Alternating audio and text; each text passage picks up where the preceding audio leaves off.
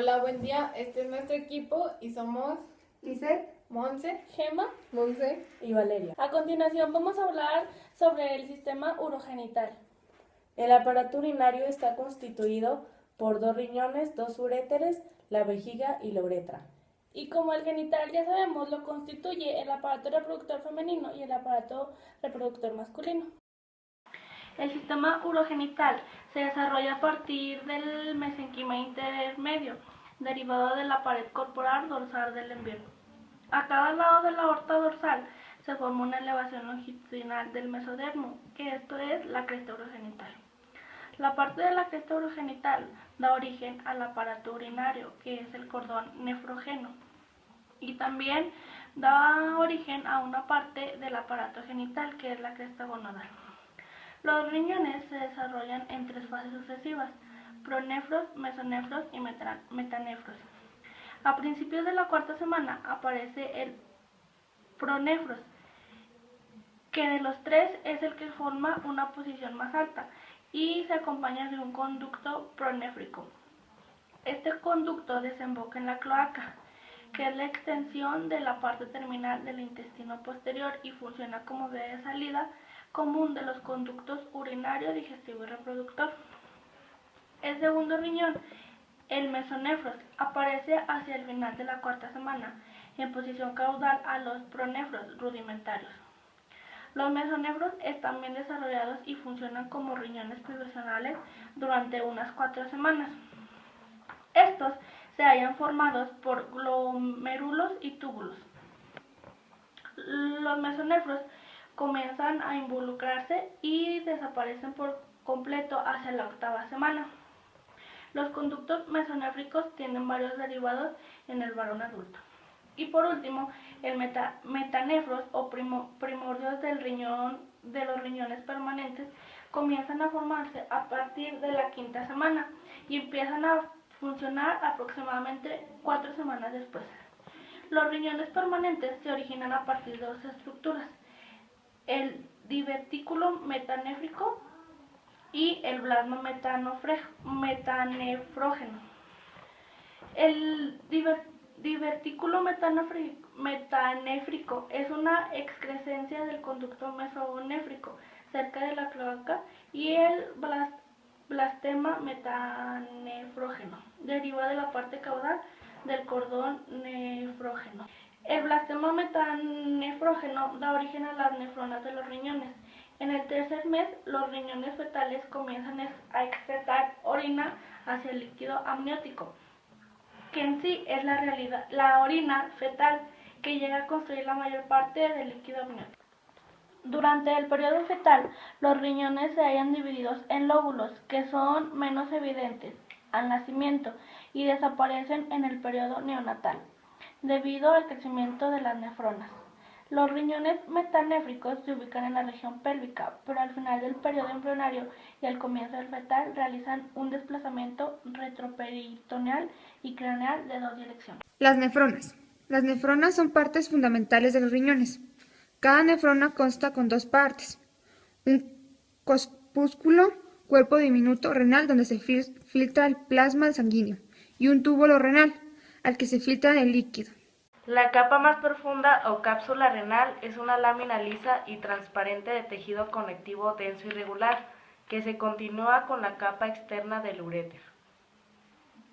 La capa intermedia o cápsula adiposa es una masa de tejido adiposo que rodea la cápsula renal. La capa superficial o fascia renal es otra capa delgada de tejido conectivo denso y regular que fija el riñón a las estructuras que lo rodean y a la pared abdominal. La pared de la cápsula glomerular, el tubo renal y los conductos están compuestos por una capa simple de células epiteliales. Sin embargo, cada parte tiene características histológicas definitivas que reflejan sus funciones específicas. La cápsula glomerular está constituida por las capas visceral y parietal. La capa visceral está compuesta por células epiteliales pavimentosas simples modificadas, llamadas podocitos. Las numerosas proyecciones en esta forma de pie de estas células rodean la capa simple de las células endoteliales, de las capilares glomerulares y forman la pared interna de la cápsula. La capa parietal de la cápsula glomerular está formada por epitelio pavimentoso simple y constituye la pared externa de la cápsula. El túbulo contorneado proximal está formado por epitelio cúbico simple con microvellosidades que forman un prominente borde en cepillo. El lazo de L, que es una rama descendente y rama ascendente delgada, está constituida por epitelio pavimentoso simple. El lazo de L, la rama ascendente gruesa, es un epitelio cúbico simple o cilíndrico bajo. La mayor parte del túbulo contorneado distal está conformado por epitelio cúbico simple. La última porción del túbulo contorneado distal y todo el conducto colector son de epitelio cúbico simple formado por células principales y células intercaladas. Uréteres. Conductos de paredes musculares gruesas con 3 capas. Músculo del epitelio de transición, muscular con capa de músculo liso y circular, y longitudinal. Localización. Detrás del peritoneo. Desciende desde el riñón hasta la vejiga. Su función. Conducto de transporte que desplaza la orina desde el riñón hasta la vejiga. La pared de los uréteres está formada por 3 capas de tejido. La capa más profunda, la mucosa, es una membrana compuesta por epitelio de transición y la lámina propia subyacente de tejido conectivo areolar presenta una cantidad considerable de colágeno, fibras elásticas y tejido linfático. La cubierta superficial de los uréteres es la adventicia, una capa de tejido conectivo que contiene vasos sanguíneos, vasos linfáticos y nervios destinados a la muscular y la mucosa. La adventicia se mezcla con el tejido conectivo circundante y fija los uréteres en su posición. La vejiga se desarrolla principalmente a partir de la parte viscal del seno urogenital. Procede de los extremos caudales de los conductos mesonéfricos. Todo el epitelio de la vejiga tiene su origen en el endodermo de la parte viscal del seno urogenital. Las demás capas de la pared viscal se originan del mesenquima esplácnico adyacente. Vejiga. Es el órgano muscular hueco, distendible en forma variable, que depende de la cantidad de orina que contiene.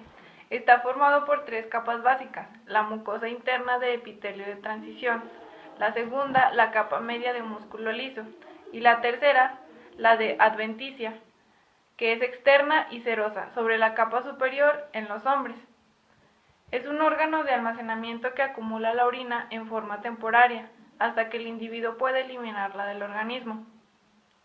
En la cavidad pelviana, por delante del sacro y el recto de los hombres, el recto y en la vagina en las mujeres, por detrás del pubis en ambos sexos. En los hombres, la superficie superior está cubierta por peritoneo perital y en las mujeres el útero se encuentra sobre la cara superior. 3 capas forman la pared de la vejiga. La más profunda es la mucosa, una membrana compuesta por epitelio de transición y una lámina propia subyacente, similar a la de los uréteres. También hay pliegues que forman la expansión de la vejiga. Alrededor de la mucosa se encuentra la túnica muscular, también llamada músculo detrusor, formada por 3 capas de fibras musculares lisas: la longitudinal interna, la circular media y la longitudinal externa. Alrededor del orificio uretral, las fibras circulares forman el esfínter uretral interno, y más abajo se encuentra el esfínter uretral externo, constituido por músculo esquelético. La capa más superficial de la vejiga, en las paredes posterior e inferior, es la adventicia, una capa de tejido conectivo areolar continuo con la de los uréteres. En la región superior de la vejiga está la serosa, que es una capa de peritoneo visceral. El epitelio de la mayor parte de la uretra masculina y todo el epitelio de la uretra femenina proceden del endodermo del seno urogenital. Uretra.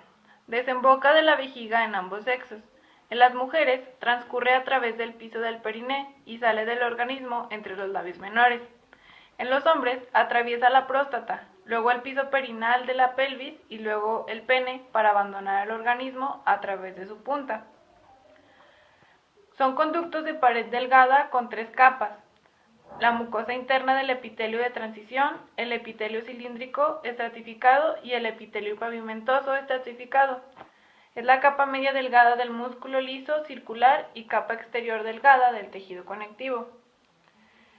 Su función es el conducto de drenaje que transporta la orina almacenada afuera del cuerpo. La uretra masculina. El epitelio de la uretra prostática se continúa con el de la vejiga y consiste en epitelio de transición, que se vuelve cilíndrico estratificado o cilíndrico pseudoestratificado en un sector más distal. La mucosa de la uretra membranosa está formado por epitelio cilíndrico estratificado o pseudoestratificado, excepto cerca del orificio uretral externo, donde se transforma en epitelio pavimentoso estratificado no queratinizado. La lámina propia de la uretra masculina consta de tejido conectivo areolar, con fibras elásticas y un plexo venoso. La pared de la uretra femenina está formada por una mucosa profunda y muscular superficial. La mucosa es una membrana compuesta por un epitelio y una lámina propia. La capa muscular presenta fibras musculares lisas dispuestas en forma circular y se continúa con la de la vejiga. Cerca de la vejiga, la mucosa contiene epitelio de transición que mantiene continuidad con el de la vejiga y cerca del orificio uretral externo. El epitelio es pavimentoso estratificado no queratinizado. En esas zonas el epitelio es cilíndrico estratificado o cilíndrico pseudoestratificado. El embrión tiene 2 pares de conductos, mesonéfrico de Wolf y paramesonéfrico de Muller, que aparecen entre los 44 y 48 días. Masculino. A las 8 semanas de la gestación, las células de Sertoli de los testículos secretan la hormona antimulleriana.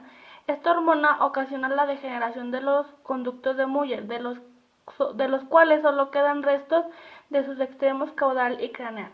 Actúa sobre el mesenquima que los rodea. La testosterona hace que los conductos mesonéfricos continúen su desarrollo y se conviertan en conductos deferentes. Las vesículas seminales derivan del conducto de Wolf. Por su parte, la próstata se desarrolla a partir de brotes epiteliales del endodermo del seno urogenital. Femenino. No hay secreción de la hormona antimulleriana, por lo que los segmentos craneales de Muller se convierten en las trompas de falopio o trompas uterinas, en tanto que los orificios craneales dan origen a las fimbrinas. Descenso de los testículos. Hacia el sexto mes se encuentra dentro del conducto inguinal. Al séptimo en la región de la ingle y el octavo ocupan su lugar definitivo en las bolsas escrotales. Descenso de los ovarios. Se desplazan en dirección caudal y lateral, sostenidos por 2 ligamentos, el ligamento suspensorio del ovario y ligamento inferior, con sus 2 porciones, el útero ovárico y el redondo. Desarrollo del sistema genital. El sexo cromosómico de un embrión queda determinado en el momento de la fecundación por el tipo de espermatozoide X o Y que se introduce en el ovocito. Las características morfológicas propias de los sexos masculino y femenino no empiezan a desarrollarse hasta la 7ª semana. Desarrollo de las gónadas. Las gónadas, testículos u ovarios son los órganos que producen las células sexuales, espermatozoides o los ovocitos. Las gónadas tienen 3 orígenes: el mesotelio, el mesenquima y las células germinales primordiales.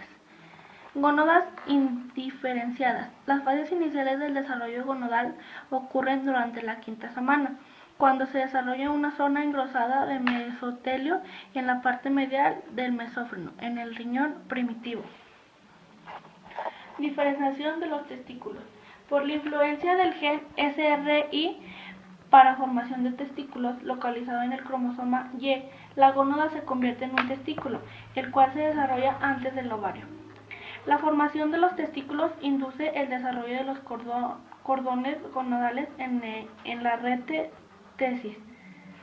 En los primeros 2 meses no se identifican las células de Leydig en el testículo embrionario, sino aparecen durante la 8ª semana y pronto comienzan a sintetizar hormonas androgénicas. Diferenciación de los ovarios. El desarrollo gonadal es lento en los embriones femeninos. Durante el periodo fetal temprano, los cordones corticales se extienden desde el epitelio superficial del ovario en el desarrollo del mesenquima subyacente. Alrededor de la semana 16, las células germinales primitivas se incorporan a los cordones corticales, que estos comienzan a separarse en agregados celulares aislados, folículos primordiales, formando en sí cada uno de ellos formados en sí por una ovogonia que ésta se desarrolla a partir de una célula germinal primitiva. Durante la vida fetal se lleva a cabo la mitosis activa de la ovogonia, con formación de folículos primordiales. Escroto. Es la estructura de sostén de los testículos. Es un saco que consta de piel laxa y una fascia superficial que cuelga de la raíz o base del pene. Desde el exterior parece una sola bolsa de piel, separada en partes derecha e izquierda por un reborde mediano. El rafe, mientras que internamente el tabique escrotal lo divide en 2 sacos, cada uno de los cuales contiene un testículo. El tabique consiste en fascia superficial y tejido muscular, el llamado músculo dartos, que se compone de haces de fibras de músculo liso y también está presente en el tejido subcutáneo del escroto y guarda continuidad directa con el subcutáneo de la pared abdominal. Al contraerse, el dartos causa las arrugas en la piel del escroto. Los testículos son un par de glándulas ovales de 5 centímetros de longitud por 2.5 de diámetro, cada uno con un peso de 10 a 15 gramos. Estas glándulas se desarrollan cerca de los riñones en la porción posterior del abdomen y generalmente inician su descenso al escroto por el conducto inguíneo. Conductos testiculares. Después de su liberación en la luz de los túbulos seminíferos muy contorneados, los espermatozoides y el líquido se ven impulsados hacia los túbulos rectos por la presión que genera la liberación continua de más espermatozoides y líquido que llevan a cabo las células de Sertoli. El conducto del epidídimo es el sitio donde aumenta la motilidad de los espermatozoides a lo largo de 10 a 14 días. Además, almacena dichas células y ayuda a impulsarlas mediante la contracción peristáltica de su músculo liso hacia el conducto deferente. Conducto deferente. En la cola del epidídimo se vuelve menos contorneado y su diámetro aumenta, y más allá de dicho punto cambia su nombre al de conducto deferente. Este mide unos 45 centímetros de largo, asciende por el borde posterior del epidídimo, cruza el conducto inguinal y entra a la cavidad pélvica, donde describe un asa sobre el útero y desciende a un lado de la cara posterior de la vejiga. La porción terminal dilatada del conducto deferente es su ampolla. El conducto deferente posee revestimiento de epitelio cilíndrico pseudoestratificado y una cubierta gruesa de 3 capas de músculo liso, de las cuales la interna y externa son longitudinales y la intermedia circular. Ovarios. Son un par de glándulas semejantes a almendras en forma y tamaño a los testículos del varón. Están situados a los lados del útero. Descienden hasta el borde de la porción superior de la pelvis durante el 3er mes de desarrollo prenatal. Un conjunto de ligamentos los mantiene en su posición. El primero es el ligamento ancho. Después sigue el ligamento ovárico propio. Este fija los ovarios al útero, mientras que después sigue el ligamento suspensorio, los une con la pared pélvica. Cada ovario posee un hilio por el cual entran y salen vasos sanguíneos y nervios, además de ser el sitio de inserción del mesovario. Trompas de falopio. Las mujeres poseen 2 trompas de falopio u oviductos que se extienden hacia los lados del útero. Las trompas, que miden unos 10 centímetros de largo y se sitúan en 3 pliegues de los ligamentos anchos, transportan los ovocitos secundarios y óvulos fecundados de los ovarios al útero. El útero o la matriz es la parte del trayecto que sigue la espermatogénesis para llegar a las trompas de falopio. Además de ser el sitio de la menstruación, implantación del óvulo fecundado y desarrollo del embrión y durante la gestación, del trabajo de parto, situado entre la vejiga y el recto. El útero no grávido tiene el tamaño y la forma de una pera invertida. Vagina. Es un conducto para el flujo menstrual, parto y semen proveniente del pene durante el coito. Se trata de un órgano fibromuscular y tubular de 10 centímetros de longitud con revestimiento de mucosa, situada entre la vejiga y el recto. Se dirige un sentido postero-superior hasta su unión con el útero. Un espacio llamado fondo de saco vaginal rodea dicha unión. Vulva. El término vulva se aplica de manera conjunta a los órganos genitales externos de la mujer. Comprende las partes siguientes: el monte de Venus, los labios mayores, los labios menores, el clítoris, el prepucio, el vestíbulo, el orificio de la vagina, el meato urinario externo, las glándulas parautreales, las glándulas vestibulares y las glándulas vestibulares menores y el bulbo del vestíbulo. El perineo es una área en forma de rombo situada en forma media de los muslos y glúteos en ambos géneros, que contiene los órganos genitales externos y el ano. Hola, por último queremos agradecerles por tomarse unos minutos de su tiempo y haber visto este video. Ojalá y les sirva de mucha ayuda.